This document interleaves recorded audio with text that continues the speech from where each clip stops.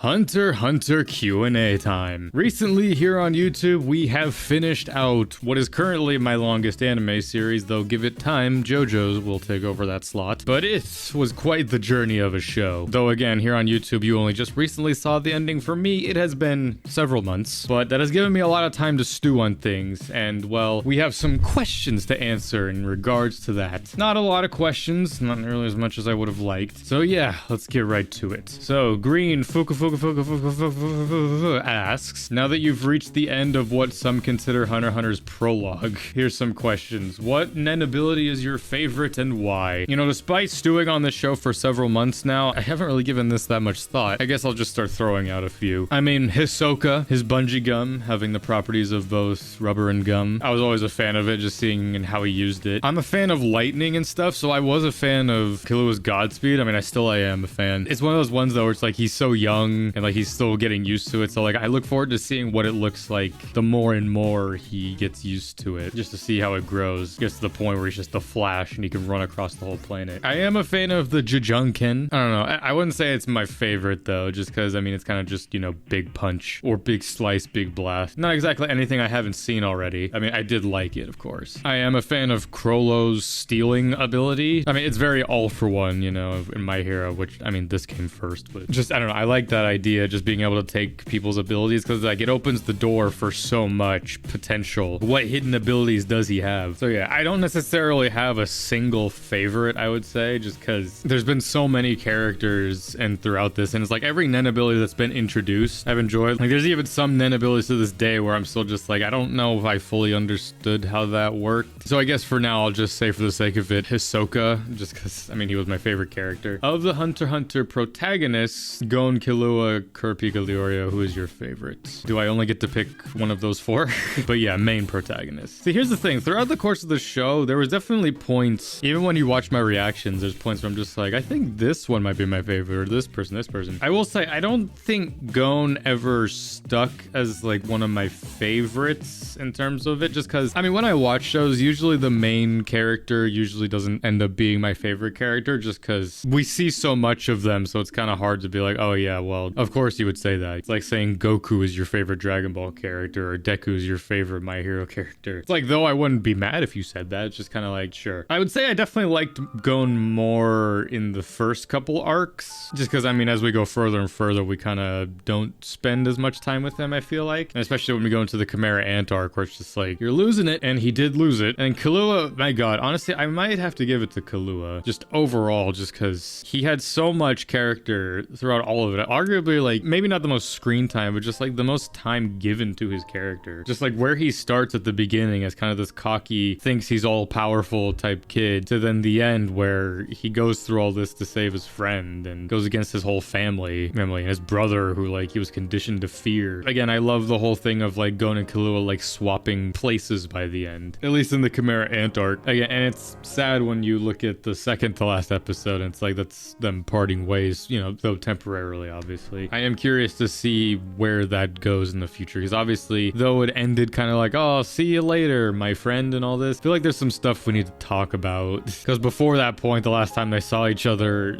it was rough. But you know, if the author ever decides to finish this damn manga, I guess we'll see. And then Kurapika, definitely when I was in the middle of the York New arc, I was definitely like, yeah, Kurapika, I really like him. I mean, hell, even like going back to like the Hunter exam stuff, I took a liking to Kurapika. It is funny looking back on Kurapika's character, because it kind of was an omen for what would happen to Gon eventually, though Kurapika, I'd definitely say, handled it better, just in the sense that like you start out with this character and he seems nice and caring, but the minute he gets close to his goal, he kind of just loses all sight of what is good and right, and tunnel visions on killing somebody. Though I would have liked to have seen some final stuff with Kurapika going towards the end, I'm glad at least the last episode just showed him. I mean, it kind of had to, because we started the whole story with these characters, but I'm dreading but also really looking forward to seeing where his character goes in the future, be that with a future Phantom Troop arc or anything like that. that, but we'll see. And then Leorio, he was just one of those characters. It's like, you can't hate him, especially like going into the ending arc with all the voting for the chairman and all that. It was hilarious. Him just decking Ging was just one of the best scenes. And then like him jumping off the stage and hugging Gon was just so emotional. Though he may not be my favorite of the main characters, he's definitely one where it's like, you can't hate him. Like there's nothing I could complain about. He had his development and his arc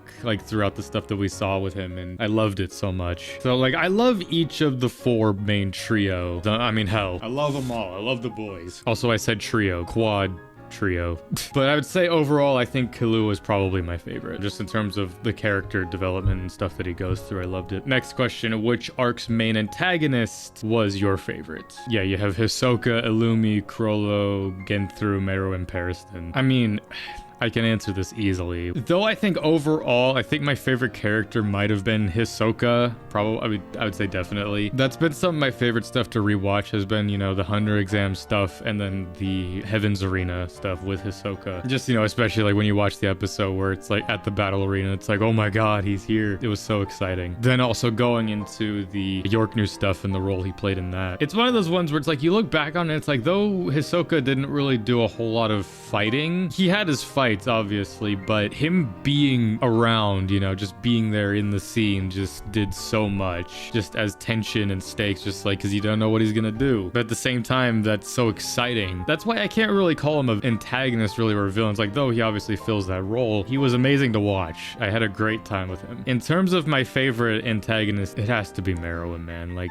come on. It is kind of cheating just because out of these antagonists, you kind of spend the most time with Meruem. He gets some of the most gut-wrenching and sad scenes in the whole show. You know, I think comparatively, I feel like Hisoka might have gotten more time, but just because, I mean, Meruem, we see him from when he's born to when he dies, and it's just, before I talk to that, I think I'll just go through each of these ones right here. So, I mean, I talked about Hisoka. Illumi, I definitely enjoyed Illumi, like, similar to Hisoka, whenever he was on screen, it was like, oh shit, what's gonna happen? It was fun having him as, you know, the antagonist during the Hunter exam, you know, like the little tournament part of it, and then you didn't really see him for a while. Like, you know, he had his time in the Yorknu arc, and then we didn't see him again till the very end. He's definitely an intimidating character, but it's cool seeing, like, from Killua, where it's kind of almost like, I don't fear you anymore. Though there is obviously still that hesitation, obviously, just because it's been instilled in him since he was a younger child. I hope that someday we get to a point where Killua fights Illumi. It'd be a cool, like, kind of character thing where it's like, maybe he beats him, and then Illumi's just like, all right, kill me. But Killua, obviously, he's at the point where just like, I don't do that anymore. That's something that's obviously not going to be for a long, long time, but I do hope it happens. Then Chrollo, of the antagonists, definitely, I think Chrollo was an easy second, just because, at least in the anime, we didn't get a whole lot with like his story, but we got just enough to where it's like, okay, I really want to see more of this guy, and I hope he doesn't die in this arc, which, you know, obviously he didn't. It's just because he's one of those characters where you can tell he does care about, you know, the rest of the Phantom Troop members and just what he's doing, despite him being someone just like, we have this code, we have these rules in place. And just the fact that comparatively to a lot of the other characters, he's in the show for such a brief period of time, but yet he made an impact. I love that, you know, he's still around. The consequences of him meeting Kurapika and all that, and just like him going in search of a necromancer. And again, like I talked about, like, I love his ability, just being able to steal other Nen abilities. It's great. It's just one of those ones where it's like, he seems so powerful, and well, he is. I mean, he was able to fight off Silva and Zeno. Whether or not they were going all out is to be debated, but I very much do look forward to whenever we get the inevitable Hisoka Chrollo fight finally. It's one of those ones where it's like, I don't know if Hisoka can beat him. Chrollo is definitely, I would say, my second favorite of the antagonists. And then Genthru,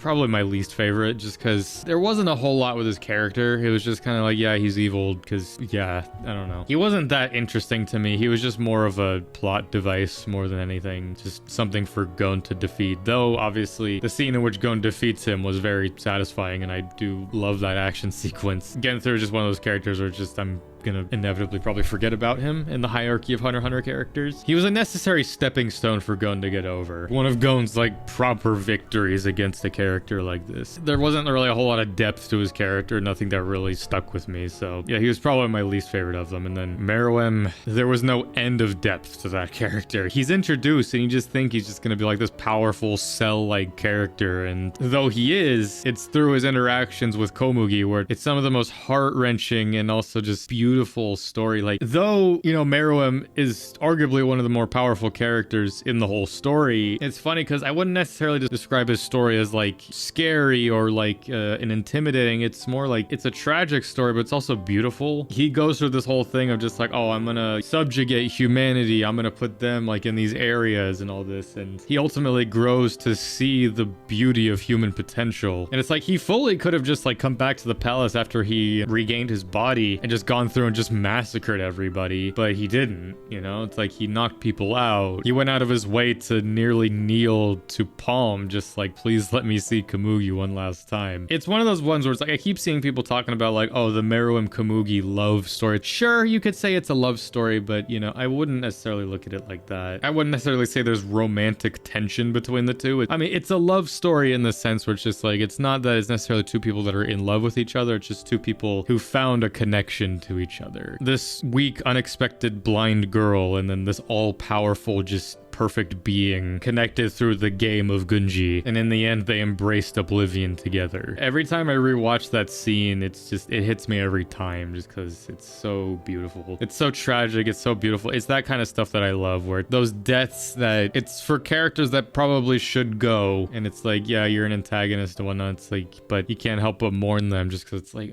never would have expected a death like that for a character like that. Of the antagonists, it's definitely Meruem who's my favorite, just because those scenes with him are some of my favorites in the whole show. And not to mention, you know, his like one fight that he ever has against Netero, which is just cinema. Which, I mean, when you rewatch that fight, it's like you can almost look at it as kind of, you're almost rooting for Meruem and not Netero when you kind of look back on his character. But definitely Meruem is the best. And then Pariston, it's hard to say. I mean, I definitely enjoyed him obviously more than Genthru, but he definitely had more character to me. Another one of those ones where it's just like you can't predict them, you just don't know. It was a political battle more so than anything. I definitely look forward to seeing more of the Zodiacs, like what their powers look like. I assume at some point obviously they inevitably fight something, just because I don't know how you introduce characters like that. The 13 most powerful Nen users, and it's like, we'll just have them not do anything. I enjoyed him greatly, you know, just him messing with everybody else and ultimately just being like, oh well, I won, but I don't care, you know. I was entertained till the very end. I look forward to seeing more of him in the future, whatever it may be, along with all the other Zodiacs. The last question for Green: what minor, below even supporting character really stuck out to you, despite their role being so tiny? No Biskies, Morals, or Melodies. Characters with a tiny role, god damn it. I mean, to be fair, I can't even think of, like, characters like that. I mean, because to be fair, for me, it's like, it's main characters, antagonists, and then kind of like, you know, the supporting characters. So in terms of, like, minor role characters, I can't think of them right now. If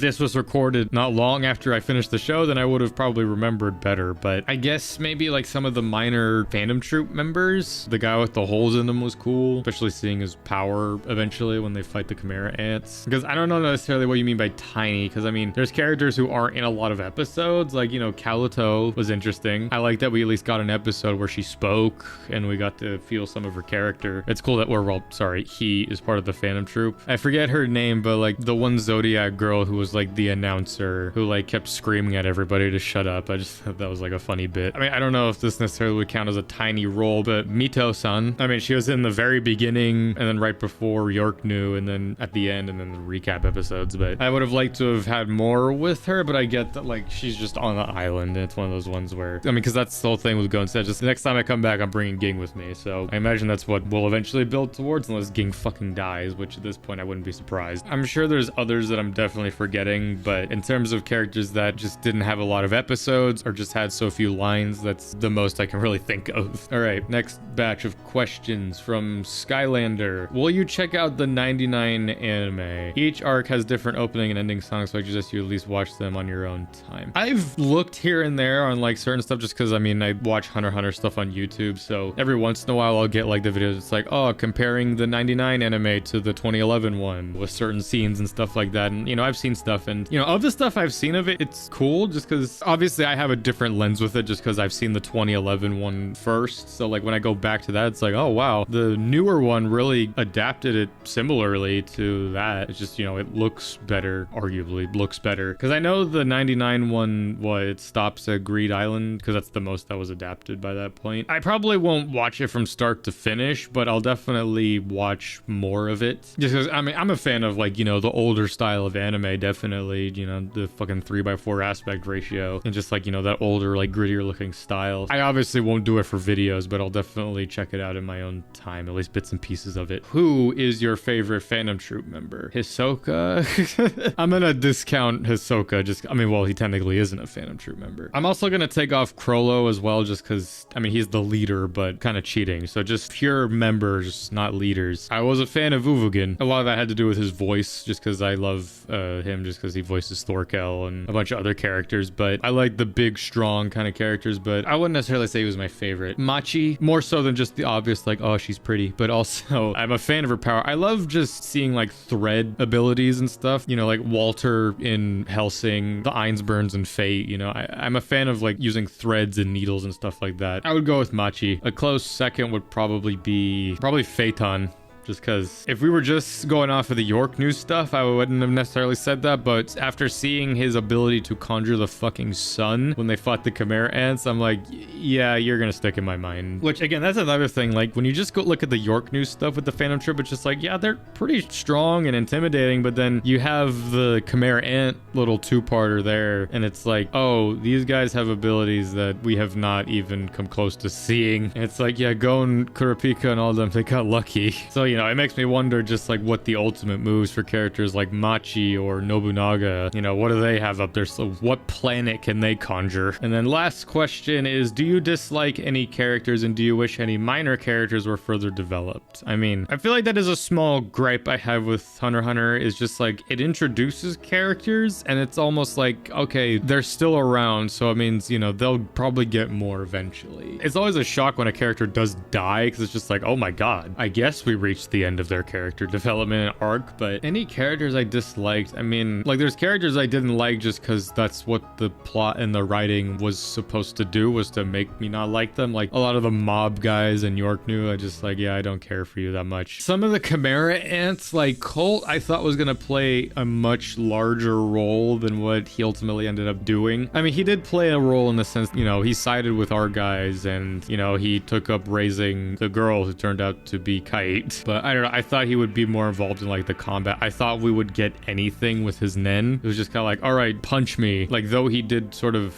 get some aura, he didn't get any sort of meaningful Nen ability. Also, like Kite's whole like gang that he was with initially, the bear guy and the girl with the bubble gum, I said it in the videos, I'm like, these guys are definitely dying, which to be fair, they didn't. It was Kite who died, but it's like they were introduced and then it was like we didn't really do anything with them. Because like we got to NGL and it was just like, all right, well, no metal and stuff beyond this point. It's just like, all right, have fun, guys. And it's just, we just never really checked back up with them again. Other than that, it's one of those ones that's like, I know that we'll probably get more with these characters eventually. Again, like the Zodiacs, even Ging himself. In terms of any like complaints with the development and stuff like that, it's more just like there's scenes I would have liked to have seen, like Gon and Kahlua inevitably being like, so, you know, the Chimera Ant stuff, hey, that was rough, wasn't it? The fact that Leorio was with them and then they just went their separate ways again and we didn't have like a goodbye. Again, like more of the Phantom Troop stuff where it's just like I would like to see more with them and their abilities. But again, it's stuff that I'm sure is developed in the manga. Again, I don't know exactly how much there is in the manga because I'm sure someone's told me, but tell me again, please. Just like how much further is there? Like, is there like another full arc that's done? Because I know there's the Dark Continent, but I don't know if that's an arc that's still currently being done or if it's being done in like chunks at a time where it's like there's the first bit of it and then whatever. But I'm honestly shocked that I have not been asked whether or not I will read the manga, which to be fair, I've been asked that over the course of the show coming out. I've answered it in comments, but also answered it here. It's just like I don't really have a desire to jump into the manga, at least just yet, just because with where the anime ended, I'm content. It felt like a book close, you know? From where the show begins to where it ends, it's like, okay, yeah. Though it obviously sets up so much more for the future with, you know, the whole rest of the large world, some stuff with Kurapika at the end, Gon and Killua obviously going their separate ways temporarily, and obviously Alaka and all that. It was a nice ending, you know, just like having that with Gon and Ging and just like enjoy the detours of life and whatever. I'm not in a rush to jump into the manga just because I know when I jump into the manga, like it's not done. Like I'm gonna get to a point where it's just like, all right, well, I'm gonna be cliffhangered. And it's one of those cases where it's like, Lord knows if this story will ever be finished. Which again, it fascinates me with stuff like this. Stories like this where it's like it's so popular and it's not even a case of like the intrigue has died down. It's like despite the decades now by this point that Hunter x Hunter's been around, like even with the anime now being done for well over like damn near 15 years, people still want to see it, obviously, and like there's a huge fan base and calling for it. It's like, why not finish it? Like I get the author had like a lot of health complications and stuff. I don't know, it's one of those cases where it's just like, can we not trust someone else to take over? Like I get that an author has a vision and whatnot, and maybe it's something that he can't necessarily explain in words, like he has to, you know, fully draw it out and do it. I look at like Dragon Ball where it's, you know, the late great Akira Toriyama has passed and, you know, he gave his blessing and whatnot to Toyotaro, who has been doing the Dragon Ball manga stuff, though of course obviously there's been a hiatus for that too, and though obviously Dragon Ball is a far different case than with Hunter x Hunter. It's one of those ones where it's just like, someone else do it, because clearly the hype is there, like people will eat it up. And I understand why the anime hasn't continued yet, just because they don't want to do with what the 90s anime did, or just a lot of other anime did back in the day, where it's just they started doing it before the manga was done and then they caught up, and it's like, well, what do we do from here? It's either you do a case where you just cliffhanger it forever, or you start doing your own thing, in which case that's really bad. But in terms of myself, I would definitely like to maybe do like manga reactions just to continue the story like that, which I've never really done stuff. I mean, I did it technically when I read Metamorphosis for the first time, so I'd probably do something similar to that. But if I do, it's not going to be for a while, just because currently, you know, I'm doing JoJo's Bizarre Adventure, which is going to take me a while to get through. I have a lot of shows where it's like, as far as I'm concerned, I finished them, but obviously there's people that would like to see, you know, manga stuff, like, you know, because I did the anime of Higurashi, and there's other stuff for that I technically need to still watch. So let me get through what I'm doing right now, and then eventually I'll come back and do cleanup